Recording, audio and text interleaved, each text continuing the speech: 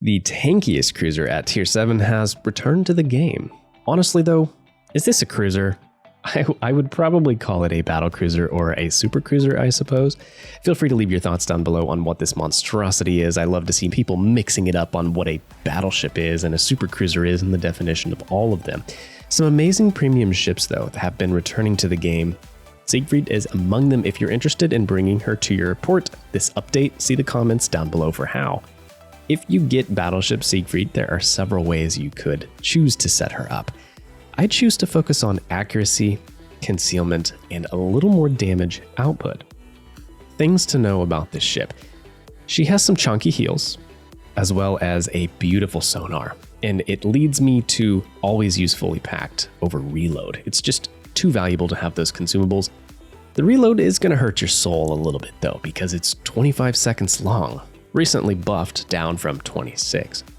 For being such a massive ship, she is surprisingly stealthy, and you throw all that together and it leads me to this build with Rigerwald for my premium commander. I'm using Mikawa and Mimbelli. Worth noting, I switched beyond range on and off. You could take AA in slot 1 if you don't want the extra range. It's always an option because you know there's going to be carriers at tier 7. If you are free to play, this Gunther build is pretty fun. You have Ingenious and Full Speed Ahead, and those are skills that are going to be really valuable on the Siegfried. They will help you when the beautiful time has come to brawl down some enemies. And you also get this useful skill in slot 4 called Loyalty to the Navy. It's going to improve your accuracy for most of what you'll be doing in Siegfried, and that is shooting from longer ranges. Mikawa and Limine give you an 11-kilometer detectability, but also makes your firing penalty go back to normal after 15 seconds instead of 20. This can be huge and hugely annoying for Red Team. More on that later. This is a tanky cruiser, although you have a 26mm bow that can get you into trouble. Beyond that though, 90mm upper belt, which is ludicrous. It's massively tanky when you were angled, nothing in the game can overmatch that. You also have a 30mm deck and turtleback armor.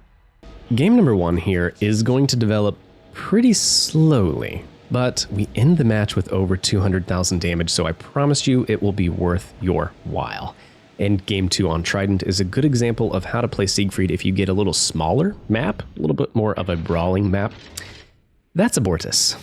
That's a tier 6 cruiser. This is a tier 8 game, and checking the boards on this one honestly was very demoralizing because I was already on a 4-game losing streak. 3 of those being in Siegfried. So yeah, and the honesty of full disclosure, this was the 4th game I played in Siegfried, and then the next game, Trident, was the 5th game I played in Siegfried. Yeah, look at that lineup. Awami, Marco, Maine, Aegir, 2 Wichitas, which are very, very bad ships to see when you're in a Siegfried. Because you do have large guns. These are the largest guns mounted on a cruiser, I believe, in World of Warships Legends. Although I should be careful saying that because Wargaming might be listening and they might say, hold my beer, comrade. We can do bigger than that. We can do better. Yeah, they're big guns for a cruiser, but they're not big guns for tier 7. 380s, that's a pretty small battleship caliber. I think only the Brandenburg and the Odin have smaller guns than that battleship caliber at the tier. So that can lead to some problems with Siegfried. What Siegfried really needs to work is broadside shots. Now we're stealthy. I thought I was going to be able to pull this turn off. Aegir, being the sister ship of Siegfried, is also pretty stealthy, so we're going to pay for this a little bit. Our big turn circle is not going to let us turn out in time. So yeah, we start the game with 15k, and here I'm thinking, well, here's the 4th loss in a row. Oh my gosh, it was a rough day for World of Warships, but this game right here turned it all around for me. This would have been the last game I played for the day, and we would have just tried to get the Siegfried review later next week, but no. This game, we turn it around. We have a Marco coming over from mid. Luckily, he is showing a good amount of broadside, which, like I was mentioning, this is what Siegfried needs to work, broadside shots. Bow tanking battleships, or even bow tanking cruisers, are going to make you completely useless. A lot of the cruisers at tier 7 can shrug off these 380s as well. 27mm of plating, that's pretty common. That's your Baltimore, your Hippers, and ships like that. Yeah, and when you're playing against tier 8s, it makes it even worse because those are heavily armored ships. Now, our tier 6 guy that got up tiered to tier 8 is going to die first. Surprise, surprise. Remember, kids, don't do failed divisions. Just don't do it. It's not worth it. Pick the same tier ship unless you're anchoring a CV and you know what you're doing and you're doing AA ships or something like that. I wouldn't recommend fail divving like that because that can be what happens. What are you going to do in the Bortas against those ships? The gun range is super, super low. Anyways, yeah. Moving on. We're looking for broadsides in the ships. That is what we need for the Siegfried to work. Vallejo is coming across here, but unfortunately we're not going to get him spotted again until it's too late. So I'll go back to my favorite target. Marco Polo here is always down for a good time and is just loving to show his broadside. I do wish at the end of matches I could look and see the statistics of how much damage I did to each ship. I think that is cool on WoW's PC. Part of me thinks that the Marco Polo here, who knows, we might have done 70, 80,000 or more damage to just that ship alone in this game because he stays broadside the entire match. Now I'm looking at my battleships here behind me, and that makes me a little bit frustrated because we need broadsides to do well. And if those gentlemen had stayed at sea cap where they spawned, it's possible we could have set up a little bit of a crossfire situation here. Now, that's kind of on me. I could move over to sea cap myself, and eventually I will. But for now, had those guys played kind of where they spawned, it probably would have helped us deal a little more damage faster. But hey, that's okay. So Aguirre is still sitting here. Marco Polo, my favorite target, is sitting there. Let's take another pot shot at him. Part of me questions what the armor penetration is like on these 380s at this range because, none of the damage we deal to this guy is catastrophic. Now, the last two salvos against him have just been bad RNG, which is unfortunate. Aguirre over there, worth mentioning, is Siegfried's sister ship. It's a variant of the O-class super heavy cruiser. Aguirre honestly is much more reliable with the 9 305mm guns, but hey, that's a story for another day. Also, look away, kids. I did not just torp my teammates. Oh my gosh. Maybe I was a little slow on the uptake, but with 3 battleships sitting behind me, what I'm going to go ahead and do is sail around over here to sea cap, and we'll set up our own crossfires. Vallejo, reversing around the island. Let's see if we can smack him here with a shell from 15 kilometers. That ship broadside should be one that we can deal some good damage to, but no. RNG was honestly really terrible at the beginning of this match. It gets better, I promise you. Yeah, 6 minutes in, I was getting very, very frustrated, but we're going to turn it around right here and take matters into our own hands by sailing up here and setting up some crossfires. Now, one thing I can't remember, these are tanky cruisers, the Aguirre as well. I can't remember if they burn for 45 seconds though, because some super cruisers in the game like Alaska and Stalingrad, they do. They burn for longer, more like battleship durations. I can't remember if Siegfried does or not, and I don't know that we get set on fire really much in this game because there's not a lot of HE spammers over here, but HE spam is kind of dangerous to the Siegfried. Now, about that accuracy, the Sigma is 2.0, and it is slightly worse battle cruiser dispersion. So in theory, these should probably be the most accurate 380mm guns in the game. Now, granted, again, you only have 6 shells, like the Borodino and the Gneisenau. We talked about those ships. It's the Gneisenau effect. Since you're only firing a few shells, it's going to make the accuracy feel worse. Vallejo, though, he's not going to get away with this one. We got 1 Citadel. He still got away with it, didn't he? Just 1 Citadel. But by moving over here, you see now that we have set up some broadsides of our own. It is fine if our mid battleships went over there. We are going to start dealing some good damage here. And this is a perfect reason why I use prop mod. You get into a good position like this, and then you just prop juke back and forth. Reverse, go forward, reverse, go forward. Especially since we can use this island here to limit them even seeing us. Zeton is a pretty squishy ship on the side, so we're going to keep targeting him. It would be nice to get one of these ships off the board. This one is going to be a nail biter down to the last few seconds. Now that shot, I think when the Iwami backed up, he might have blocked some of it from getting to the Zeton. Agir has moved a little bit too far forward here, and so we are going to start getting a revenge on him for that 15k that he did to us earlier. Marco's still sitting in the same spot. Now, I don't know if his controller or something died because I'm not sure I see any salvos coming from him for the next little bit. Since Agir is a dangerous brawler and he's getting close to our battleships here, we're going to focus on him, try to deal as much damage as we can. Like Siegfried, Agir is an awesome brawler, and you just have to wait until the time is right though. If you push through too much open water or you make the first mistake, you can pay for it, and that is just a good example of how to play these ships. You have to be pretty cautious until the time is right. We're getting some good chunks on him. I think we've definitely got our revenge now, and he's going to have to turn out and try to get away. I'm not sure if he's close enough to dump torps on our BBs over there. He's pretty close. We'll see. Let's wait for him to complete his turn, and then we'll try to finish him off. Now, earlier when we were back in port, we were talking about the build, and this is kind of what I was mentioning. So I'm using Lightful on this build, or maybe not. No, maybe I had Lightful set up on Lutjens.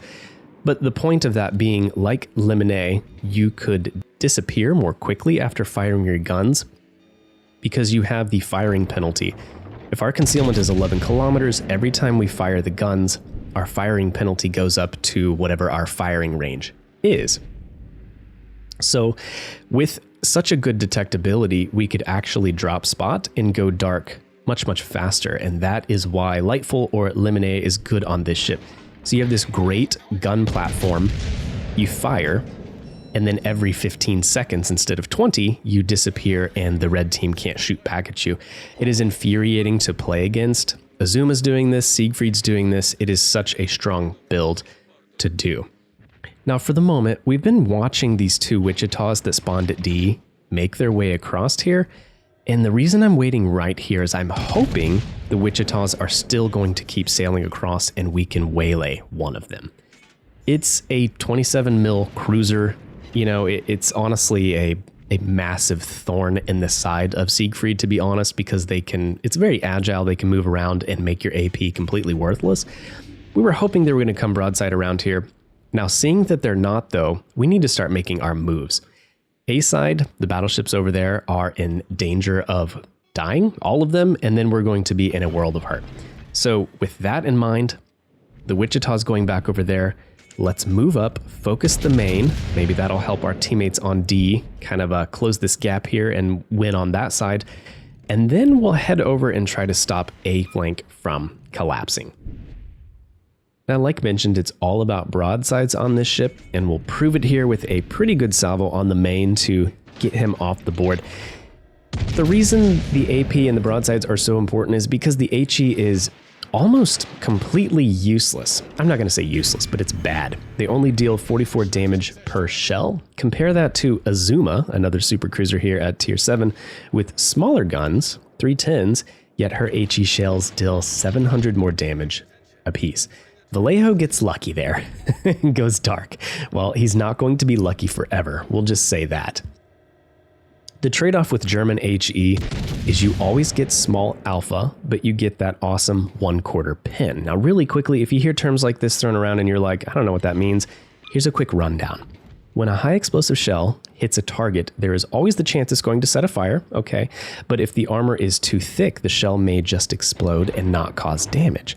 The default calculation to see here is you take your shell caliber divided by 6. So say you're playing the Cleveland, you take your 152 millimeters divided by 6, you can pin 25 millimeters of armor and deal damage.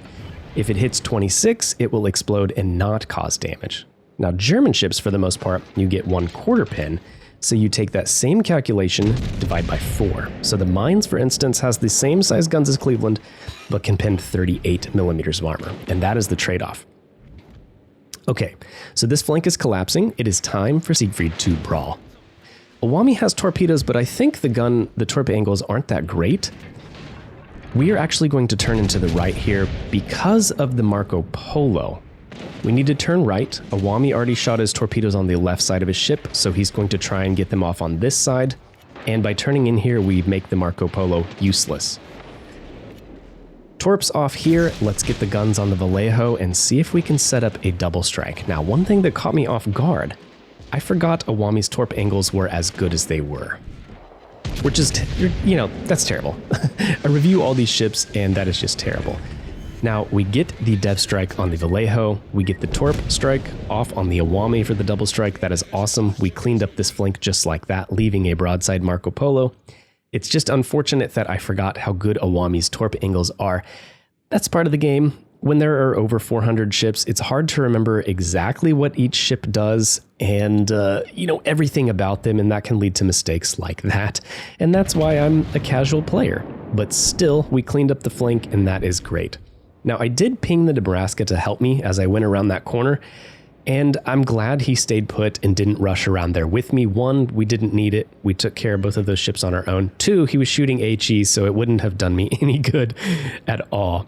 Now, this match is very close. We're up on points, and right now I'm thinking about messaging this guy and saying, hide. We don't need to kill anyone. We just need to stay alive, and we will actually win this match. On the other side of the map, our cruisers have been doing a pretty good job. Where this one cruiser here, it is oh my gosh, I'm going to forget now. The tier 8 cruiser that no one really likes or plays, but he's going up against a Wichita. And there's a Brindisi as well. Brindisi knows what he's doing and he is going to run and stay alive, while the Seattle hopefully finishes off the Wichita, although it's just not necessary. If Marco Polo turned here and fired and killed Seattle, we would lose the match. But Seattle has his radar up, and he is going to try to gun down this Wichita here, giving us the win. And with his 1/5 pin, he is able to pin the Wichita's 27 millimeters of armor. And yeah, good job, guys. Thank you for carrying that and getting me the win. Marco Polo did get a shot off over here, which had me holding my breath, but it's fine. He lived in the trade with the Wichita. It's fine. We would have won anyways. So that was the end to a pretty fun game. And it taught me a lot about the Siegfried, and that is being patient, biding your time, waiting for the time to be right before you go and try to brawl. Now, the second game is on Trident. Again, one of my favorite maps because it is so small. You get right into the action early. We already have their spawn in our gun range. And with that in mind, we spawned on the carrier side, the weak side. And I think on this map, what you really need to do if you spawn over there is to make sure you stop the push on this side at all costs, because a lot of times it gets overloaded, a hard push through A, and they can just sail up with island cover and clobber your carrier. There's really not many places for carriers to go on this map, although I will say their Enterprise stays alive for a very, very long time. So we're going to position over here, turn out to protect ourselves so that we can sail away if we need to, and we'll make sure we do everything in our power to stop the push on A side and keep our carrier safe. I think the biggest issue with this ship, like I mentioned, being patient, because it has German torpedoes. Most players, when they see the torpedo ships, they just want to get in and brawl, and I get that. I'm the same way. But they only reach 6 kilometers on each side, and even though you're in a very, very tanky ship, pushing early will absolutely get you killed, because brawling just isn't the meta nowadays. It's very rare that you can just brawl at the beginning of a match and make it work for you. Maybe you can, but the majority of the times you're not going to be able to. So always taking time to make sure that you're brawling at the right time. Now, we had plenty of CV matches, of course, tier 7 post-CV rework. Siegfried has pretty good AA. With a DPS of 354, it's actually the 9th best at tier 7. And that doesn't sound very high, I guess. Also, there's a DD and A cap. I'm guessing he's right about here. Let's see if we get the reset with 2 guns. We did. We did indeed. I don't know if it was splash damage because we didn't actually deal any damage, but still, that was a funny reset. If you watch the map where your carrier is spotting a ship, a lot of times you can figure out where to shoot. Now on PC, on the mini map there's a little indicator that shows exactly where your cursor is. I think that would be a cool feature to have in the game, honestly. But anyways, I don't know that there's any chance of that being implemented. With the amount of ships over here on A, there are 3 battleships right there. There's a New Orleans and a DD. There's really not a way for me to flank over there. I'll end up on the map border. So that's why I'm kind of turning back in here. We'll use this island cover to deal damage to the battleships, save our health, again being patient for when the time is right. This time around, we're in a tier 6 match. And ships like the North Carolina, we can overmatch because they only have 25 millimeters of armor. So just like our squishy bow, we can make the Nagato and the North Carolina pay here. So they are great targets, and I'm glad they're on this side. We're just looking for the best broadside to deal damage right now. And our Prince Heinrich is sending it. And this is the perfect example, like we were talking about earlier, of what not to do if you're in a German ship with torpedoes. It doesn't matter how many secondaries you have or torpedoes you have, you're still pushing into 5 ships, one of them being a destroyer that has torpedoes. Be patient, bide your time, and then when the time is right, then you can push. Now that is a big thing to know. When to brawl? Sure. Because there's a Scharnhorst here with us as well that I think could have been a little more aggressive towards the end game, and we'll show exactly when I think he could have helped a little more. Still not getting that many broadside shots, and you can tell here that we are not using beyond range. It actually would have helped. The reason I didn't want it was because I don't want to have this massive 18-kilometer firing penalty that when you fire, you're spotted by every ship within 18 kilometers. But you could definitely use beyond range if you wanted to. It would help you on the larger maps. Now, another surprising, amazing statistic of the Siegfried is her speed. Because, well, this thing is huge. Her stock speed is 33.5 knots, and that's the 11th best cruiser at tier 7. Which is cool, because this is the biggest, heaviest cruiser up here. You do, of course, pay for that with a big turning circle of 880 meters, basically battleship levels, and a 13-second rudder shift. Those 2 stats being about the worst for a cruiser at tier 7. At least it was buffed, though, because that rudder shift used to be 14 seconds. The maneuverability can hurt in a brawl, like I showed last game. New Orleans pops up here. He's going to hit us pretty hard with this AP. New Orleans is such a ridiculous ship at tier 6. It's very, very good. I think it's underrated. Really, really underrated. But yeah, the maneuverability in a brawl, I would say as a rule of thumb, you know, you're a brawling cruiser with good guns, torpedoes, sonar, but just make sure you're not brawling anything smaller or more agile than you, because you will absolutely get dumpstered. This thing is just not agile. So typically I like to save my brawling as a rule of thumb for battleships that just can't escape me. New Orleans here, we can overmatch 25 millimeters, so we're kind of waiting to see what he's going to do, because his reload is a lot faster than mine. We need to be careful. Sometimes with torpedoes like that from long range, I know they're not going to connect, but what it can do is force players to turn in. If he waits until he's a little bit closer and then he spots them maybe with sonar, then he's going to turn in. And in that case, we can overmatch the bow and force him to commit to this fight. We have a lot more health, so we're likely going to win the fight and keep overmatching his bow. And we have the Scharnhorst support right behind me. That was a great salvo. Good job, Scharnhorst and his secondaries.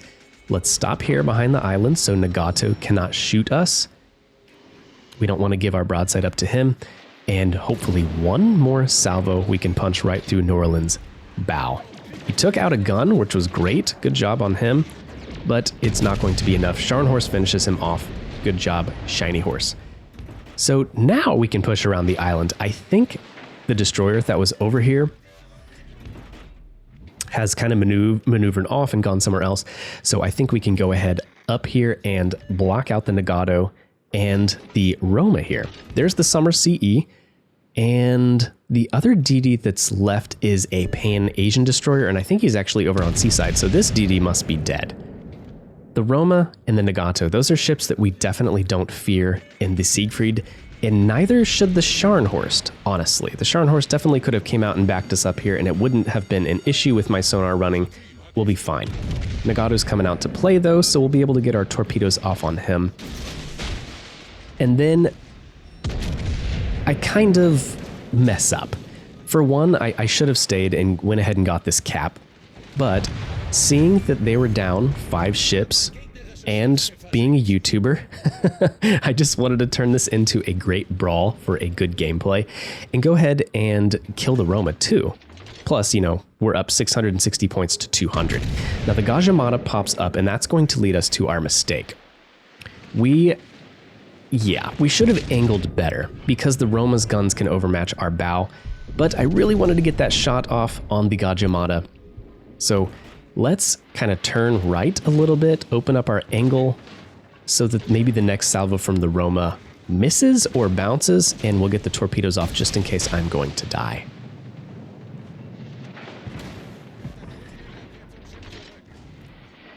Roma's next salvo does in fact not miss, but our torpedoes are going to ring true and we're going to connect with 3. 1, 2, 3. And the Scharnhorst should be able to finish him off. There we go. Leaving them only 3 ships left and our teammates basically hunting their carrier.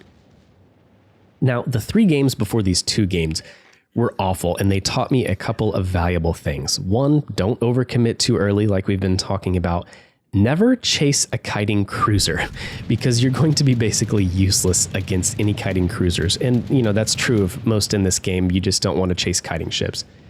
But yeah, very, very terrible games. And I'm glad these 2 turned it around and proved to me again that Siegfried is a fun ship and a good, worthy ship worth picking up at tier 7, especially for the cheap cost of the drachmas in this campaign event.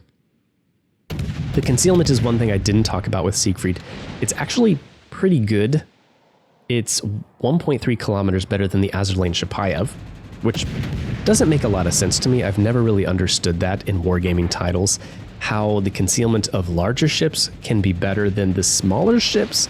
I know it's an arcade game and it's all in the name of balancing things out and, you know, making it fun and making it work, but it just doesn't make a lot of sense, does it? Or what about the Bayard? The Bayard has worse concealment than the Siegfried, and it's a very small French light cruiser. Again, it's probably best not to get hung up on things like that, but I won't I won't say it doesn't bother me a little bit. Now, if you don't really want the Siegfried, but you still want one of these premium ships, there are a couple other options. There is the Georgia, which we have a fresh review out you can check. There is the Belfast 43, which I will have a video for you guys on Monday that you can check out, and I'll try to link those both down below so you can watch those if you're interested in those ships. And again, basically you can pick up any of these great tier 7 ships for the price of Admiralty backing. And someone did the math. If you do the Advent calendar, the web event, and complete the campaign, for $10 you should get a guaranteed tier 5 premium through the Super 5 crate, one of these tier 7 ships from Drachmas, and then you'll also get the Velos, the campaign ship. So for $10, you could possibly pick up 3 premiums in this update. So say what you will about wargaming and the cost of Borodino and the cost of Tirpitz and the Montana BA, but honestly, that's some pretty good deals. If those deals were up on WoW's PC, where I am a free-to-play player, I would be scooping them up for sure. For only $10, I mean, you know, can't really complain about that. Anyways, that is about going to wrap this up. Our teammates are going to hunt down the Sommer CE and kill the Lexington or the Enterprise as well, and that will wrap this game up for us. Let me know what you guys think about the Siegfried. I would love to hear you and the rest of the ships in the update. This is Derka signing off. I'll catch you in the next one. See ya.